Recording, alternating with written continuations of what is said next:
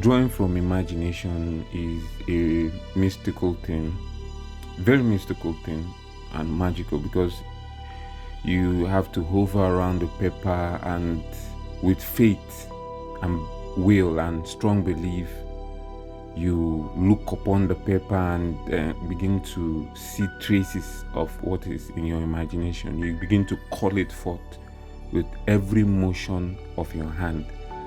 So that is how it came to be, because everything that you see on this paper was once rendered in abstract imagination. So anyone that is saying that creating artwork is just an ordinary thing is a liar, especially imaginative work, because this is absolutely an imaginative work of art.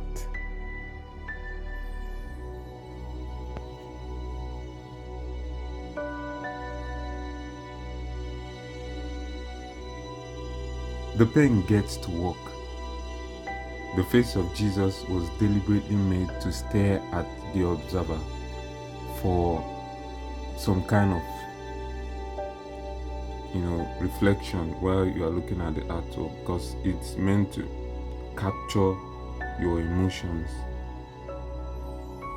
Unlike conventional drawings that we all know we have been seeing around as religious drawing about when Jesus was about to be crucified, Jesus was totally made to be naked. He was not wearing anything. He was totally nude.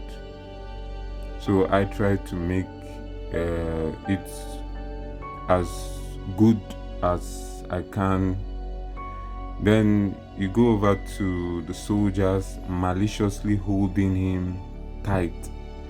This was expressed when the muscle was the grabbing muscle was shown, where the soldier was holding him and the muscle is extruding following the soldier's hand pattern. So it's quite an interesting illustration. Everything was deliberate so that it could express emotion. Even the cup for vinegar, because they normally give them vinegar so that they will drink as pain relief. Then the malicious face of the soldier by one of the soldiers holding the hammer up, and you can see the muzzle of his chin. He was holding his mouth together very tight so that he can hit the hammer.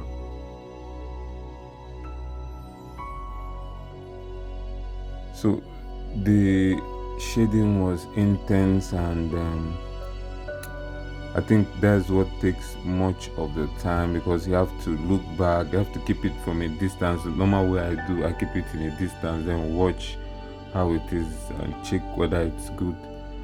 I had to use red pen to indicate his bleeding body, because he was very well beaten, was scorched, his back was already torn, and his face from the beating at night, a lot of beating, and even beaten by the soldiers during the time they were crowning him with a crown of thorns. So he really suffered. Then his back was made to lie down on a bare floor, scorching sun, and there was no element of pity from the soldiers. They were trained to do this. They don't care. And I'm not sure he took away the crown. They took away the crown from his head. That is the tonic crown, because there should be an indication that he's claiming to be a king, which is the crown, and that's why I think they will leave the crown there so that people will know if you claim to be a king, you'll be as humiliated and miserable as this. So that's just how it is.